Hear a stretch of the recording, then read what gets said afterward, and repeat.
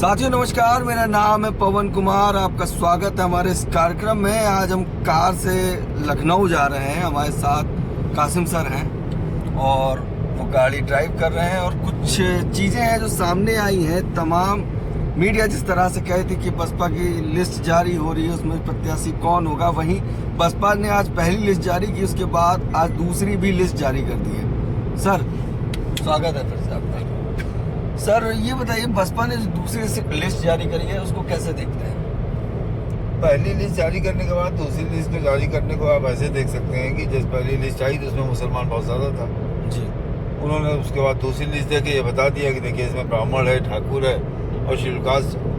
तो ये लिस्टों का खेल अभी तो शुरुआत हुई है, ये खेल लंबा चलेगा। अभी पूरी तरह से खबर पक भी नहीं पाई थी, पूरे मीडिया चैनल्स पे डिबेट्स भी नहीं कर पाए थे।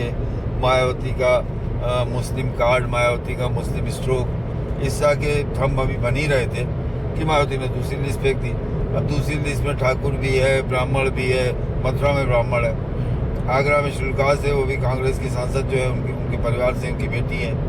उसके बाद फिर आपके जालौन, उसके बाद हाथरस की वो सीट जहाँ पर धनगर जो है पाल बिरादरी का की एक वो है जिसको शेड्यूल कास्ट का सर्टिफिकेट बन जाता है। और ये आगरा के जो बघेल सांसद हैं भारतीय जनता पार्टी के, ये भी धनगर है, उन्होंने अपना धनगर का सर्टिफिकेट बना लिया और अलीगढ़ और हाथरस में बहुत ज़्यादा है पाल, तो एक टिकट उसमें धनगर का, ये भी मास्टर कार्ड कहा जाएगा। मायावती ने बहुत अहमियत नहीं देती थी, लेकिन बड़ी स्मार्टली उनके सारे मूव जो है वो अब मीडिया को आकर्षित करने वाले हो गए। सर एक बात मैं करूं, जिस बहुजन समाज की बात करते हैं, तमाम लोगों से बात हुई तो समाजवादी पार्टी जहां पे पीडीए बनाई थी तो आपने एक ट्वीट भी किया था कल रात में, PDAM पदम PATM उसको लिखा था आपने, पिछड़ा अगला दलित मुसलमान, उसको एक वर्ड में कहा था हिंदी में पदम। हाँ, वो पद बन ही जाता है PATM को जो मिलाइए तो आप उसमें पिछड़ा अगला दलित मुसलमान। तो मायावती का पहला टिकट तो आपने देख लिया मुसलमान, हाँ। दूसरी लिस्ट आ गई उसमें दलित और क्या कहते हैं अगला है, तो दो चीज तो हो गई जी। दलित मुसलमान भी हो गया एम से, दलित भी हो गया और अगला भी हो गया। अब पिछड़ों की लिस्ट आनी बाकी है, जिसमें एक जो है आप जो धनगर है हाथरस का, जिसको आप पिछड़ा भी मान सकते हैं, जो अनुसूचित जाति के 8-6 सीट से लड़ेगा। अच्छा, धनगर की बात करें सर, वहाँ पे कहीं ना कहीं वाल्मीकि समाज को टिकट दिया जा रहा है, तो क्या टिक पाएंगे?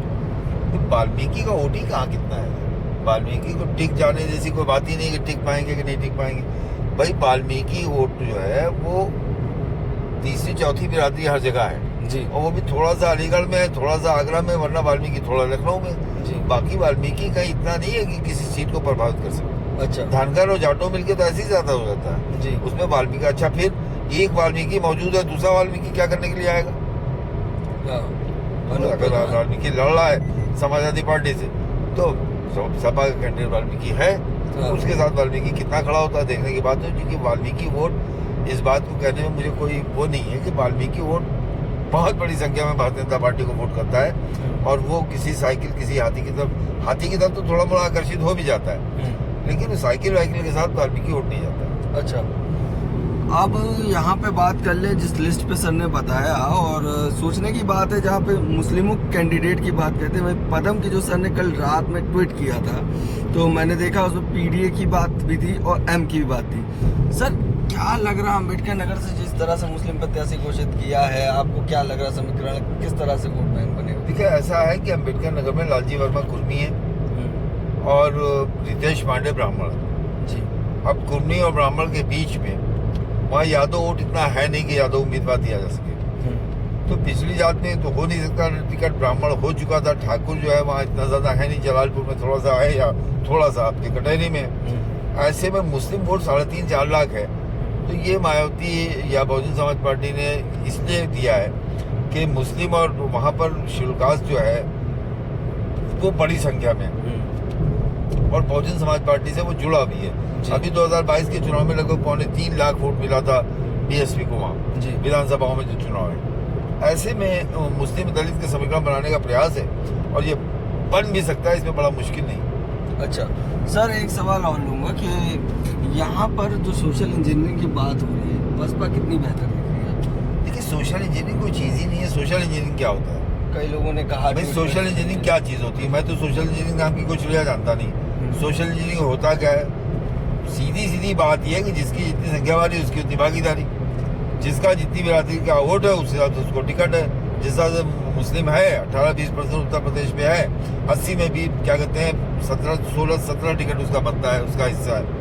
और बसपा अगर 16 टिकट दे रही तो उसके हिस्सा दे रही। तमाम राजनीतिक दल का कहना था कि बसपा के पास प्रत्याशी नहीं थे और बसपा लगातार सारे तो प्रत्याशियों के राजनीतिक लिए दलों का चौकीदारी कर कहना रहा था, है। तो वो राजनीतिक दलों का कहना था कि बसपा का प्रत्याशी नहीं है। तो बहुजन समाज पार्टी तो ऐसे भी अपने जन्म काल से लेके और अब तक हर चुनाव में नए नए लोगों को टिकट देती रही है, और उसके बाद उसी वही जो नए लोग हैं बाद में दूसरी पार्टी में जाके नेता बनते रहे। यही नहीं, जम्मू कश्मीर का भी सर जो जम्मू में 5 विधायक हुआ करते थे बसपा के। जम्मू खाली ऐसे कहने के लिए थोड़ी है। बहुजन समाज पार्टी के जम्मू में 5 विधायक होते थे। एक ओबीसी एक एससी प्रत्याशी भी उतारा। प्रत्याशी कौन सा दिया वो मैंने लिस्ट नहीं देखी, लेकिन जम्मू में बहुजन समाज पार्टी की बड़ी मजबूत पकड़ है। वहाँ उनके 4 और 5 विधायक हुआ करते थे। जम्मू भी आपका जाना हो रहा है? जम्मू में जा रहा हूँ 14 अप्रैल को डॉक्टर अम्बेडकर की जन्मदिवस के अवसर पे। वहाँ एक कार्यक्रम है, उसमें अम्बेडकर जयंती है, तो 14 अप्रैल को मैं जम्मू जाऊँगा। वहाँ के लोगों ने बुलाया है, उनकी मोहब्बत है, और 14 को मैं जम्मू जाऊँगा। जम्मू 14 अप्रैल के कार्यक्रम में मैं जम्मू ही रहूँगा। अच्छा सर, 14 अप्रैल जम्मू में मनाया जा रहा है। आपसे जब बात हो रही थी तो बताया था वहाँ एक अच्छा कार्यक्रम होता है, वहाँ क्या समीकरण है? ये सीधी बात है, जहाँ से 4 से 5 विधायक होते रहे हों पूर्व में, तो वहाँ समीकरण पूछने की बात ही नहीं है। जब वहाँ बहुत बड़ी संख्या में जमाल मतदाता है, और जमाल इस देश में कहीं भी होता है, उसकी पहली पसंद बहुजन समाज पार्टी होती है। अच्छा, तो आने वाले समय में बसपा बेहतर दिख रही है? देखिए ये तो समय बताएगा। टिकटों का वितरण और जातीय संतुलन, ये 2 चीज दिखाई दे रही है। आने वाला समय क्या होगा ये तो बसपा बता सकती है, बसपा के पदाधिकारी बता सकते हैं। हम तो आकलन करने वाले लोग हैं। हाँ, तो हमारे आकलन में यह है कि बहुजन समाज पार्टी ने जो टिकट का बंटवारा किया है वो टिकट बहुत ही सूझबूझ से बांटे गए। अच्छा, हमारे सारे कासिम सर मौजूद थे। हमने कहा कि आपको ये वीडियो भेज दिया जाए कि बसपा ने पहली सूची सुबह जारी की थी, फिर उसके बाद अब दूसरी सूची भी जारी कर दी है। कैसा लगा हमारा वीडियो? अगर पसंद आया तो लाइक शेयर सब्सक्राइब जरूर करिए। बाकी बने हमारे चैनल के साथ। धन्यवाद।